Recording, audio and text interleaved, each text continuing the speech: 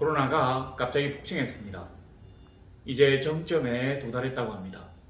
근데 이 정점이 뾰족하게 있다가 급격히 감소하는 게 아니라 정점 구간이 완만하게 어느 정도 지속되고 다음 주 중으로 내려간다는 얘기를 합니다. 모르겠습니다, 맞는지. 그런데 저는 이런 생각이 들었어요. 옛날에 출애굽을 위한 유대인들에게 하나님이 그 천사를 보내서 애굽의 모든 장자를 갖다 칠 때 그 문에다가 빨간 피를 갖다가 딱 칠해놓고는 잠잠하게 집안에 들어가서 숨어 있었던 거, 이런 게 생각이 납니다. 이런 엄청나게 큰 국가적인 어떤 대환란, 팬데믹, 이런 게 있을 때 지금 주위에 많은 사람들이 걸리고 걸렸다고 해도 그렇게 크게 어려운 건 아닌데, 여하튼 그런 상황에서 우리가 기도하는 마음으로 기다리면 참 좋겠습니다. 이제 새로운 세상이 올 수 있도록 이렇게 이루어질지 모르지만 마스크도 벗고 또 식탁 교제도 가능하고 또 길거리에서 사람들에게 전도도 할 수 있는 그러한 세상이 오면 참 좋겠습니다. 이거는 제 소망이고요. 자, 이러한 어떤 그 기다림과 안전함, 이런 걸 위해서 중요한 게 뭡니까? 성령이 우리를 지키시고 보호하시는 것이죠. 그래서 지금은 성령의 시대입니다. 성령님이 우리와 함께 하시지 않으면 도저히 우리가 이 세상에서 안락함과 안식을 얻을 수가 없습니다. 그래서 성령의 시대인 것이죠. 오늘 본문에 보니까 아주 이게 좀 고전적인 문제를 다루는 어떤 본문이 나옵니다. 그 뭐냐면 바나바하고 바울, 여기서부터는 바울과 바나바를 막 나와 있던데, 바울과 바나바가 전도 여행을 갔다가 오는 사이에, 그러니까 이 안디옥 교회를 비우고 전도 여행을 갔다 오는 사이에 유대로부터 내려온 어떤 사람들이 안디옥 교회에서 가르치기를 시작합니다. 뭘 가르치는 거 아니? 구원에는 믿기만 하면 충분하지 않고 예수를 믿는 걸로 충분한 게 아니라 거기다가 더하기 할례라든지 유대의 율법을 준수해야만이 온전한 구원을 얻을 수 있다, 이렇게 가르쳤습니다. 자, 이제 이렇게 가르치고 있는데 바울과 바나바가 선교지에서 돌아왔어요. 그래서 이 양쪽에서 이 바울과 바나바하고 이 할례파하고 격렬한 말다툼이 있었다고 나와 있습니다. 근데 이게 이제 너무 커졌어요, 논쟁이. 그냥 어떤 그 목사의 권위로 이것들을 억누를 수 있는 게 아니라, 나름대로 이제 이 가르치는 사람들도 아마 글쎄 한 교사쯤 되는가? 그러니까 옛날에는 그 목사와 교사가 같은 위치라고 하니까 서로 이제 말다툼이 일어났다고 봅니다. 이게 교회적으로 점점 더 논쟁이 커지고 도저히 그 자체 내로 해결이 안 되니까 이제 안디옥 교회에서는 어떤 식으로 얘기를 하는 거 아니? 바울과 바나바 더하기 몇 명의 교인 대표를 뽑아가지고 예루살렘 교회에 가서 한번 물어봐야 되겠다. 그래서 예루살렘 교회로 파송을 합니다. 그래서 이게 사실은 교회사에서는 제1차, 세계에서 제일 처음으로 일어난 예루살렘 공의회가 되는 것입니다. 보니까 장로, 사도들, 그리고 일반 교인들이 모여가지고 제일 먼저 얘기한 게 바로 이겁니다. 우리가 구원을 얻기 위해서 예수 그리스도를 믿는 것 더하기 할례와 유대의 율법들이 필요한 것인가 하는 문제에 대해서 토의하게 됩니다. 이게 바로 첫 번째 공의회라고 할 수 있습니다. 공의회라면 기독교 역사상 아주 크고 중요한 일들이 있을 때마다 한 번씩 일어납니다. 그러니까 1년에 한 번도 아니고 수십 년 만에 아니면 수백 년 만에 한 번씩 이 공의회를 엽니다. 그리고는 성경을 갖다가 확정하는 거, 신약 성경. 그 다음에 예수님의 그 본질에 대해서 교리를 확정하는 거, 어떤 교파를 이단으로 정죄해서 교리의 순수성을 옹호하는 거, 뭐 이런 어떤 일들을 했다고 합니다. 제가 기억하고 있는 공의회는 칼케돈 공의회, 라테란 공의회, 예루살렘 공의회, 이런 굵직굵직한 공의회가 있습니다. 제가 이 본문을 아주 이렇게 또 중시하는 이유는 뭐냐면, 옛날에 제가 이 본문이 아니라 그 고린도전서 8장에 보면 사도 바울이 그 재물에 관한 얘기를 막 해요. 우상의 재물에 관한 얘기를 하는데, 저는 이제 그런 어떤 근거를 가지고 제사 음식을 먹어도 된다 이런 식으로 설교를 했는데, 그 설교하고 이제 그 네이버 블로그에 올려놨더니만 어떤 분이 그 네이버 블로그 밑에다가 댓글을 달았어요. 자기 입장으로는 제사 음식을 먹어서는 안 된다. 왜냐하면 바로 이 사도행전 15장에 나와 있기 때문이다. 뭐 이런 식으로 얘기를 했습니다. 그래서 저에게 이 사도행전 15장은 아주 친숙한 그런 본문입니다. 그래서 우리가 이제 겸사겸사 뭐 이런 걸 볼 텐데요. 뭐냐면, 제가 여기서 얘기하고 싶은 것은 뭐냐면, 예루살렘 공의회에서 어떤 결의를 한 것이 사람이 들어서 한 것이라기보다는 맞지만 성령님이 저들을 감동시키셔가지고 어떤 방향으로 이끌어 가셨다. 그런 어떤 걸 염두에 두고 말씀을 전하려고 합니다. 자, 15장 1절을 보니까 어떤 사람들이 유대로부터 내려와서 형제들을 가르치되 너희가 모세의 법대로 할례를 받지 아니하면 너희 구원을 받지 못하리라 하니, 할례를 받지 않으면 구원을 받지 못하리라고 가르칩니다. 근데 이 할례를 우리가 잘 알지만 그 유대인 남자들에게 할례는 아무것도 아니에요. 왜냐하면 이 사람들은 그 태어나고 한 7일 만에 이제 할례를 주로 다 받으니까 너무 아픈지 안 아픈지도 모르고 그냥 빽빽 울고는 그 끝이 나요. 근데 어른이 내가 이 할례를 받으려고 하면 얼마나 가슴 떨리고 두렵겠습니까? 이게 당시에는 그 마취제가 없어요. 그렇기 때문에 이게 엄청나게 위험하고도 아픈 수술입니다. 우리가 잘 아는 대로 창세기에 보면 야곱의 딸 디나가 세겜에 놀러 가가지고 막 이렇게 도시를 구경하다가 그 세겜 추장에게 잡혀가지고 당하잖아요. 그리고 난 다음에는 이제 야곱의 딸하고 막 결혼하려고 얘기를 하니까 야곱 쪽에서는 뭐라고 합니까? 너희들이 우리와 같은 어떤 신앙 안에 들어와야 되고 우리와 같은 민족이 돼야 되니까 할례를 다 받아야 된다. 그러니까 여자하고 결혼하려고 할례를 받았다가 너무 아파가지고 하고 있는데 야곱의 아들들이 와가지고 다쳐서 죽이는 이런 어떤 사건이 있을 정도로 이 할례가 무서운 겁니다. 근데 이거를 갖다가 안 받으면 내 구원을 못 받아 이러니까 이방인들이 어떻게 예수를 믿을 수 있겠냐고요.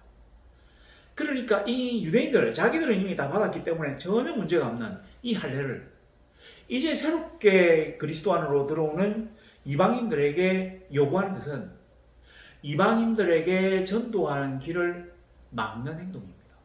그리고 이게 교리상으로는 틀린 얘기예요. 우리가 어떤 걸 해줘도 되고 안 해줘도 되는 게 있습니다. 근데 이게 그러니까 구원이라고 하는 그 기본적인 거에서 전혀 필수적인 게 아님에도 불구하고 어떤 전통이라서 이런 일을 하고자 한다면 이게 별로 어렵지 않은 간단한 거라면 해줄 수 있죠. 근데 이거는 너무 어려운 것이기 때문에 사실은 진짜로 전도문을 막는 행동입니다. 그래서 바울과 바나바가 얼마나 핍박을 받아가면서 이방에서 전도하고 왔습니까? 그래서 교회를 세웠는데 여기는 이제 안디옥 교회만 나오지만 우리가 이제 알아야 될 건 뭐냐면 안디옥 교회라고 해서 안디옥에 있는 어떤 큰 단일 예배당이 있을까 그 안에서 모이는 그런 교회는 아닙니다. 안디옥하고 그 인근에 있는 여러 지역에서 가정교회들을 얘기하는 겁니다. 그리고 이제 어떤 목회 서신이 오면 이 가정교회가 오늘은 뭐 부곡동에 있는 교회가, 내일은 뭐 장전동에 있는 교회가, 그 다음 날에는 부산대학교에서 모이는 교회가, 그 다음 날은 뭐 두실에서 모이는 교회가, 뭐 이런 식으로 이제 가정별로 돌아가면서 이 목회 소식을 읽는 거예요. 그때는 이제 이렇기 때문에 아직까지 신약 성경이 확정되지가 않았습니다. 그러니까 이제 이런 일도 막 일어나는 거죠. 변론이 너무 커지면 문제가 많이 있습니다. 인간들이 이 변론을 참 좋아해요. 특히 기독교인들, 신학자라고 하는 사람들이 변론을 진짜 좋아하거든요. 이게 돈이 안 드니까. 그 옛날에 중세 초기에, 그러니까 초대에서 중세로 넘어간 그 사이에 동방정교회 같은 데서 어떤 이 논쟁이 일어나는 거 아니?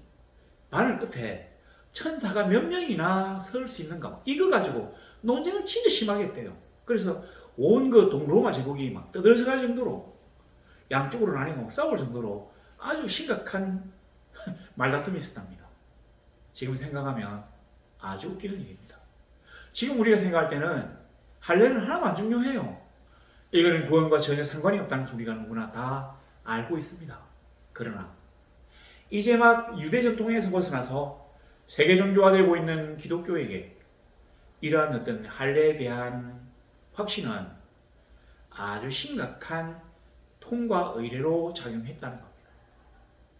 마치 우리나라가 예전에 한 10년이나 20년쯤 전에 제사 음식에 대한 것과 똑같은 영향을 미쳤다고 하는 것이죠. 이래가지고 이제 갔는데, 자, 이방 사람들이 이제 점점 더 많이 그리스도에게로 돌아옵니다. 형제들이 이 얘기를 듣고 기뻤어요. 여기 보니까 3절에 보세요. 그들이 교회 전송을 받고 베니게와 사마리아로 다니며 이방인들이 쉽게 돌아온 일을 말하여 형제들을 다 크게 기쁘게 하더라.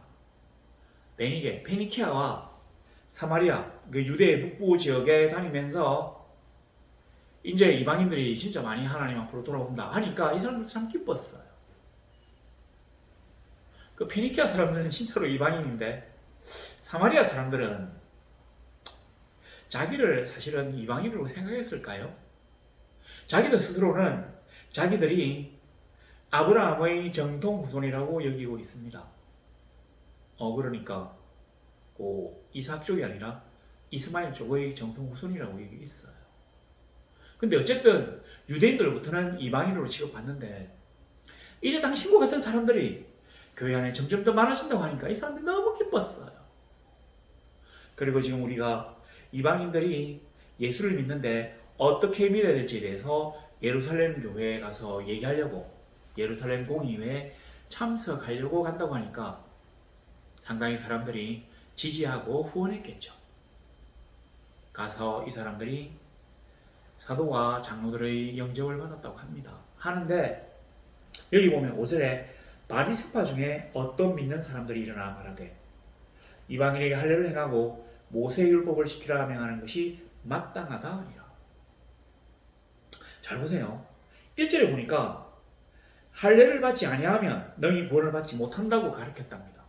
이것 때문에 이제 말다툼이 일어나가지고 예루살렘까지 왔어요. 그랬는데 한술 더 뜨네요. 뭐냐면 할례 더하기, 할례를 행하고 모세의 율법을 지키라 명하는 것이 마땅하다. 할례 때문에 왔는데 할례다가 율법까지 지켜야 돼. 이런 식으로 이제 더 문제가 커집니다. 근데 누가 이걸 주장하느냐 하면 바리새파 교인들이죠. 이 성경 본문에서 이 어떤 신약 성경에서 무슨 파 이렇게 하면 이 파라고 하는 이 단어가 어떤 분당 그러니까 편 이런 의미가 있는데 그러니까 분파가 있었다는 얘기죠. 있는데 다른 본문에서는 이 파라고 하는 거, 이 바리새파라고 하는 이 파 단어를 이단이라고 하는 용어로 사용합니다. 그러니까 성경은 지금 뭐라고 얘기하는 거니?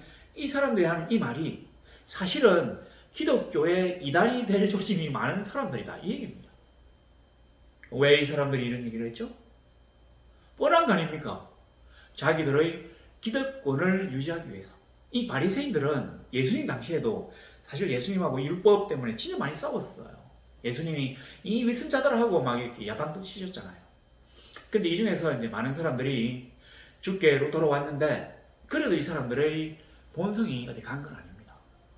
너무 율법을 철저하게 지키다 보니까 예수 믿는 그가 단지 믿습니다 하는 걸로 구원을 준다면 너무 간단하기 때문에 오히려 두려운 것이죠. 우리 기독교는 그렇습니다. 뭔가 막 장황한 의식이 있고 뭔가 아주 어려운 고행이 있고 이래야 구원을 얻을 것 같은데 믿기만 하면 하나님의 은혜로 그저 받아가지고 구원받는다고 하니까 너무 이게 쉽잖아요. 그래서 오히려 실감이 안 납니다. 뭐 내 등들이를 한 100배 정도 이렇게 뭐 땡땡이 쟤 때문이요 땡땡이 쟤 때문에 하면서 막 두드리 맞고 이래가지고 눈물 흘리고 주여 이래야 구원을 받는다 했으면 사람들이 오히려 아프긴 아프지만 확실한 구원을 받았다고 얘기할 수 있을 것 같은데 주여 주님을 믿기만 하면 내가 구원받음을 믿습니다 하는 걸로 구원이 됐다고 하니까 못 믿겠어요. 너무 간단해서 너무 쉬워서 그래서 이 사람들이 율법과 할례를 주장하는 겁니다. 마틴 루터가 그 종교개혁을 할 때도 보면 그런 게 있었대요. 로마 카톨릭이 그 라테란 성당인가 그 바티칸에 가가지고 거기 뭐 성당 계단을 막 이렇게 무릎으로 끼 올라가가지고 거기 뭐 성인의 그 엄지발가락에다 키스를 쭉 해야 뭐가 죄가 뭐 사해지는 그런 게 있었다고 하는데 이 루터가 막 그거 막 아픈데 내일 계단을 막 이렇게 무릎으로 막 끼 올라가다가 거의 다 올라가 생각하니까 내가 지금 뭐 하는 짓이지 싶어가지고 벌떡 일어나가지고 그냥 키스를 안 하고 막 내려왔대요. 그러면서 오직 믿음으로 나왔답니다. 오직 말씀으로 솔라 스크립투라 솔라 피데 이게 나왔대요. 뭐 그런 것처럼 우리 인간들은 보이는 것, 행하는 것, 그 다음에 수고스러운 대가를 치르지 않고 이 구원이라고 하는 귀중한 것을 거저받는 데 대해서 오히려 실감하지 못합니다. 여하튼 뭐 이래가지고 바리새인들이 이제 얘기를 했고 그리고 이제 6절에 보면 사도와 장로들이 이를 의논하러 모여 이게 이제 예루살렘 공의회라는 거죠. 많은 변론이 있은 후에 베드로가 일어나 말합니다. 자, 그런데 제가 이제 얘기하고 싶은 건 사실은 이런 어떤 공의회에서 뭘 결의했다는 걸 얘기하고 싶은 게 아니라 바로 그 상황에 대해서 말씀드리고 싶습니다. 제가 지난주부터 얘기하는 게 뭡니까? 우리는 지금 성령의 시대에 살고 있습니다. 교회가 어려워요. 그 베드로가 이제 일어나서 말하되 뭐 이방인들로 내 입에서 복음의 말씀을 들어 믿게 하시고 오래전부터 내 가운데 선을 택하시고 어쩌고 하는 거 이 얘기가 뭐냐면 12년 전에 예루살렘에서 헤롯 아그리파 1세의 그 박해가 있어가지고 교회가 흩어졌어요. 이 박해를 피하기 위해서. 그때 이 베드로도 그 요빠 뭐 그쪽에 가가지고 거기서 기도하다가 뭐 고넬료를 만나가지고 고넬료를 하나님 앞으로 인도하는 어떤 그 사건이 일어나잖아요. 그리고 그들도 역시 성령을 받는 것을 보고는 이방인들에게도 하나님이 은혜를 베푸신다는 것을 느꼈다고 했잖아요. 그게 사실은 오늘 이 본문에서 나온 어떤 시기보다는 12년 전 일입니다. 이미 그때 예루살렘 교인들이 그 얘기를 듣고 다 묵인했어요.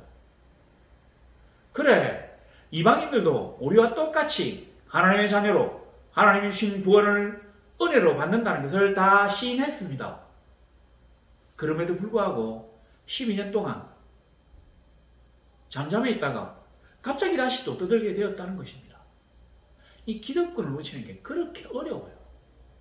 왜냐하면 그 베드로가 12년 전에 했을 때는 그 교회 안에 이방인들이 별로 없었습니다. 그러니까 뭐 고넬료 가정 정도? 그리고 이제 페니키아에 한 몇 사람 정도 있지 않았나? 그건 뭐 밝혀진 건 없고요. 그렇기 때문에 전혀 자기들의 어떤 기득권을 위협할 수 없었어요. 근데 지금은 세월이 달라졌습니다. 안디옥 교회는 유대인들이 이제 흩어진 그 디아스포라 유대인들 박해를 피해서 막 갔던 그 키프로스에 갔다가 키프로스에서 다시 안디옥에 가서 전도했던 이 사람들이 세운 교회지만 이 교회 안에 있는 사람들은 히브리어를 얘기하는 사람들이 아니라 헬라어를 얘기하는 사람들이에요. 이방인들이 더 많아요. 그리고 이제 바울과 바나바가 터키, 소아시아 지역에서 전도를 했기 때문에 점점 더 많은 사람들이 교회 안으로 들어옵니다. 이 절대 다수가 유대인이 아니에요. 이제는 이방인들이 더 많아집니다. 근데 만일에 그 이방인들에게 어떤 제재를 가하지 않는다면 이 유대적 색채가 기독교 안에서 소수로 전락하게 되겠다는 위기 때문에 바리새인들이 갑자기 일어나서 이런 얘기를 한 것입니다. 그 미국 백인도 마찬가지잖아요. 옛날에 미국 백인들이 사실은 좀 관대했거든요. 한국 사람들이 가도 그렇게 차별하지 않고 그럭저럭 잘 지냈어요. 근데 요 근래 상당히 차별이 이제 좀 심해진 거는 뭐냐면 이 코로나 때문이기도 하지만 사실은 이걸 명분으로 삼아가지고 자기들의 기득권이 지금 그러니까 자기들이 우위에 있어야 되는데 이걸 위협받을 수 있으니까 이제 폭력적으로 이방인들을 밀어내려고 하는 어떤 그런 발로라고 하는 것입니다. 지금 보면 통계로 그 백인들이 한 65%에서 밑으로 내려가면 55%까지. 자칫하면 과반이 안 될 정도로 이렇게 지금 코너에 몰렸기 때문에 좀 과하게 반응하는 거예요. 우리도 마찬가지입니다. 우리나라에도 이 동남아 사람이나 아랍인들, 중국 사람들 이런 이방인들이 많이 들어왔어요. 옛날에는 들어와도 우리 그냥 많이 지냈는데 너무 많이 들어왔기 때문에 이제 한국 사람들 사이에서 그 심리적인 어떤 위협을 느끼는 사람들이 많아졌습니다. 그래서 이 외노자, 외국인 근로자 문제, 불체자, 불법 체류자 문제가 자꾸 심각하게 대두되는 것입니다. 바로 이거하고 똑같습니다. 교회 안에 이제 유대인들이 점점 숫자가 줄어드는 거예요. 비율이 줄어드는 거죠. 숫자는 아니고 이제 이방인들이 점점 많아지니까. 그래서 이런 문제가 표면화되었다고 생각합니다. 베드로는 어렵게 얘기하지 않습니다. 이렇게 얘기하죠. 10절에 그런데 지금 너희가 어찌하여 하나님을 시험하여 우리 조상과 우리도 능히 매지 못하던 멍에를 제자들의 목에 두려느냐. 그거 너무 어려워가지고 율법을 지키는 거. 할례는 사실 우리 이제 태어나고 유대인들 입장에서는 하니까 자기들이 받기 싫어요 이렇게 해도 하는 게 아닌데 자기 아빠가 그냥 싹 받게 하잖아요. 철이 들으니까 이미 할례가 끝이 났어요. 괜찮았는데 이 율법을 지켜나가는 게 이게 상당히 큰 멍해거든요. 거의 우리 조상도 우리도 제대로 지지도 못한 멍해를 너희 이방인들 그리스도의 제자들에게 지우려고 하느냐 이렇게 얘기합니다. 베드로 굉장하죠. 자, 그런데 또 어떻게 얘기합니까? 7절에 보니까 많은 변론이 있은 후에 베드로가 일어나 말하대. 베드로가 미리 말하지 않아요. 바리새인들이 딱 얘기하는 거 듣고 잠깐 내가 할 말이 있어 하면서 자기 얘기를 하는 게 아닙니다. 바리새파 사람들이 얘기하고 또 다른 사람들이 그것이 어떠니 저떠니 막 얘기를 하고 많은 변론이 있고 난 후에 베드로가 일어나서 얘기합니다. 참 좋은 얘기인 것 같은데 너무 무거운 멍해다. 굳이 제자들에게 우리도 제대로 지지 못했던 멍해를 꼭 지워야 될까? 이렇게 얘기했다는 것이죠. 자, 그리고 난 다음에 12절에 보면 바나바하고 바울이, 여기는 또 바나바와 바울이죠. 22절에는 바울과 바나바인데, 그러니까 지금 아마 이때가 바울과 바나바의 어떤 이 서열이 엎치락 뒤치락 하는 그런 시점인 모양입니다. 과도기? 모든 게 과도기예요. 유대 전통에서 벗어나서, 유대의 색채를 벗어나서, 유대교의 문파가 아니라 이제 기독교로, 세계적인 종교로 뻗어나갈 그러한 과도기. 이제 구약에서 신약으로 넘어가서 신약의 구원의 교리가 확립되게 된 그러한 과도기. 오직 믿음으로 이것이 율법과 할례로 말미암아 구원받는 것을 대체할 수 있는 그런 과도기. 나는 이미 하나님과 예수님을 받아들였지만 나의 몸은 아직도 옛날 그 방식 그대로 할례도 받고 율법도 행하고 그런 어떤 모든 할례가 율법이 주는 속박에서 벗어나지 못했던 그 과도기. 그런 상황에서 이런 일들이 막 벌어집니다. 그리고 난 다음에 이제 선교복을 하고 우리가 선교지 가서 이렇게 했다는 얘기를 다 듣고 그리고는 13절에 야고보가 대답하여 일어나서 형제들에게 이제 얘기를 합니다. 야고보는 사도 야고보를 얘기하는 게 아닙니다. 이미 이때 사도 야고보는 순교했어요. 이 야고보는 예수님의 형제 야고보입니다. 그 사실은 이 예수님의 형제 야고보가 예루살렘 교회의 수장이에요. 베드로가 수장은 아니고요. 이 사람이 수장이에요. 그 얘기를 하는데 뭐 이제 그래서 아마 저보고 이제 제3식을 먹으면 안 된다고 한 사람이 이 얘기를 보고 얘기한 거예요. 뭐냐면 자 쭉 이렇게 얘기해가지고 20절에 이제 이 결론이 나오는데 다만 우상에 더러운 것과 음행과 목매어 죽인 것과 피를 멀리하라고 편지하는 것이 좋겠다. 그러니까 뭐 바리새파 교인들이 얘기하는 거, 그 다음에 또 많은 뭐 또 변론들을 듣고 베드로가 얘기한 거, 그 다음에 또 바나바하고 바울이 직접 선교지에 가서 어떤 임무도 다 듣고 난 다음에 이제 이렇게 해요. 할례 받는 거는 안 된다. 괴롭히지 말자. 괴롭힌다고 얘기합니다. 보세요. 우리가 쓸데없는 전통에 얽매이는 거 이게 사실은 사람들을 괴롭히는 거예요. 우리는 뭔가 어떤 그 규격 막 이런 게 막 있으면 좋겠죠. 그런데 아닙니다. 그거 형제들을 괴롭게 하는 것입니다. 우리도 제대로 지지 못했던 멍에를 형제들 목에 매게 하는 것입니다. 굳이 그럴 필요가 없어요. 예수 믿는 사람들은 하나님과 예수 그리스도의 어떤 그 품 안에서 그가 설정하신 거대한 테두리 안에서 행복하게 살 수 있어야 합니다. 예수님 뭐라고 하셨습니까? 내가 준 멍에는 그렇게 지기 어렵지 않아. 가벼워. 근데 우리는 그 멍에를 점점 더 세게 만들려고 해요. 뭐 이거 해라 저거 해라 막. 어떤 분들이 뭐 이런 게 있습니다. 가령 뭐 이런 거 있잖아요. 내가 뭐 살다가 그러니까 뭐 범사에 감사하라 막 기뻐하라 막 이러니까 그 감사한 일 그러니까 막 화가 날 때는 감사한 일을 한 1000번을 적어봐라 이렇게. 진짜 참 좋은 말인 것 같은데 굳이 1000번이나 될까? 뭔가 우리는 자꾸 이렇게 어떤 분들은 교회에서 1000번제를 드리는 분이 있어요. 그 신앙이 참 좋죠. 좋은데 굳이 1000번제 할까? 470번은 안 될까? 우리가 어떤 어떤 형식 여기에 얽매이기 시작하면 그 다음부터는 이런 형식들이 점점 더 두터워집니다. 제사를 잘 보세요. 제사는 유교에서 조상에게 대한 어떤 숭배 의식입니다. 제례, 예식이죠, 예식. 근데 여기 보면 거대한 사당과 그 다음에 또 제사 옷, 제복 같은 거, 그 다음에 신위, 지방, 그리고 또 제사상을 차려가지고 뭐 음식을 차려놓고 절을 하면 어떤 이런 눈에 보이는 의식들이 있어요. 근데 이걸 딱 피하고 난 다음에 우리가 기독교 의식을 해야 되는데 그냥 예배만 쭉 앉아가지고 찬송 부르고 기도하고 설교하니까 사람들이 마음에 안 차는 거예요. 이게 이거 뭐 싫어.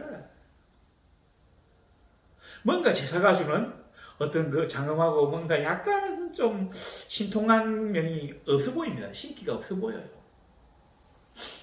제가 어떤 분을 상담하면서 우리 교회에 왔는데 그분이 그 절에 신도회장이래요.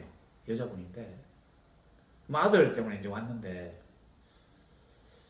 자기가 막 이렇게 저하고 이제 4시간을 우리 목양에서 4시간을 이야기하고 예수를 믿기로 했는데 어떤 문제가 생겼냐면 자기가 이때까지 사용했던 그러니까 절에서 받았던 그 불구들 불교 어떤 용품들 뭐 염주라든지 뭡니까 몸빼바지 같은 거 있잖아요.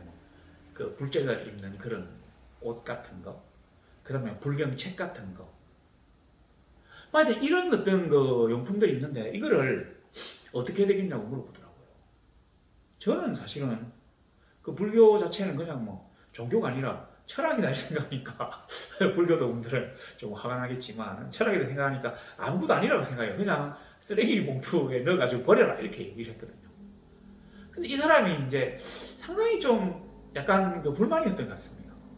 뭔가 좀 이게 막 불에 태우면서 막 이렇게 막 충문을 외우면서 막 사탄아 물러가라 귀신아 뭐 물러가라 막 이런 어떤 그 막 이게 되면서 하면 참 좋을 것 같은데 그걸 안 하고 그냥 쓰레기통에 버리라고 하니까 이 사람이 집에 가서 곰곰이 생각하다가 아무리 그래도 이 신고를 받을 것 같아가지고 이 물건들을 절에 갖다 주고 왔대요. 그러면 이미 그 사람 속에는 어떤 그 절, 거기 있는 그 신이 자기에게 신벌을 줄 수도 있다고 하는 것을 생각하는 겁니다. 제사음식이 마찬가지예요. 우상에 들어온 것을 먹지 말라고 하는 것은 이 나왔잖아요. 옛날에 그 유대 회당에서 구약 성경을 계속 읽는 사람들이 있었기 때문에 이방인들이 혼동할 수 있기 때문에 그 정도는 하자. 뭐 이런 취지였지. 이거 자체가 아주 중요한 어떤 문제는 아닙니다. 사람들의 물론 공의회에서 만장일치로 가결된 내용이긴 하지만 다수결이라고 해서 모든 사람들이 오케이 한다고 해서 그게 진리는 아닙니다. 단지 역사적 사실을 여기다 적어놨을 뿐이에요.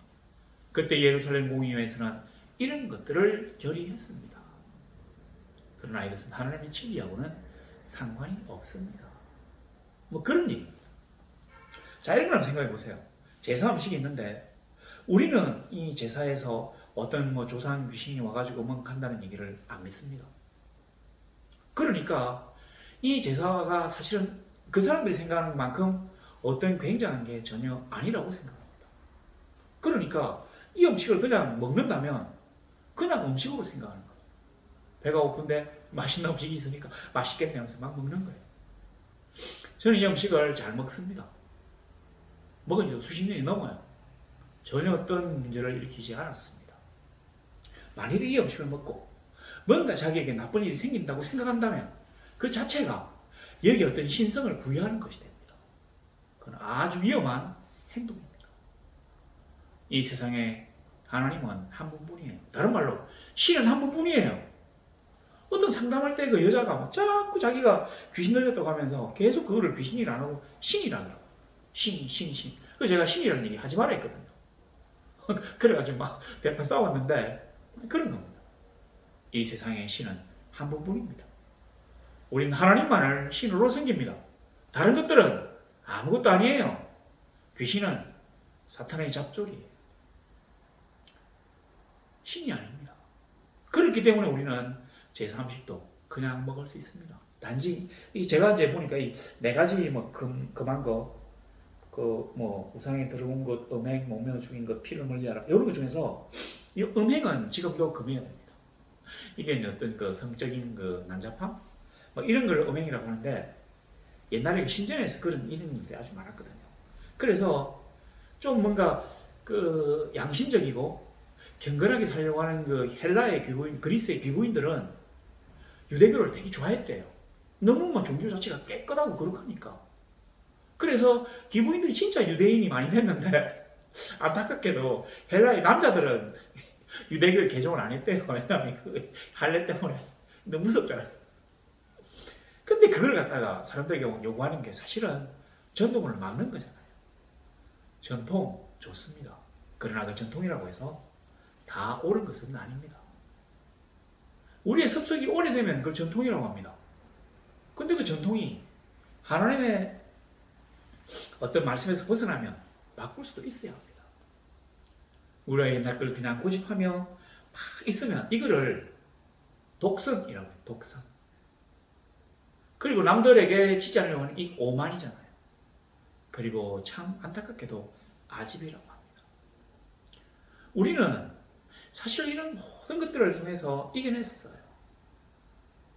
자, 그런데 제가 말씀드리고 한 게 아까 얘기를 안 했죠? 뭐냐면 대박해 시대에도 예루살렘 공의회가 첫 번째로 모일 정도로 교회는 여전히 왕성하게 활동하고 있었다고 하는 겁니다.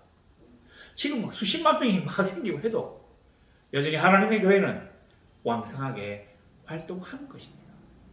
물론 대면 예배를 제가 얘기하는 건 아닙니다.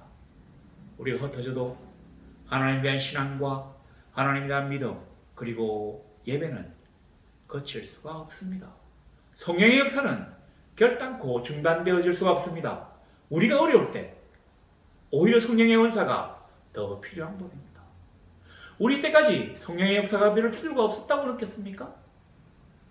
막 걸리고 있는 이때 어떨 때는 이게 오미크론 제가 들어보니까 별로 정상도 세진 않던데 그래도 어쨌든 간에 죽는 사람이 하루에 한 300명 이상씩 나오잖아요.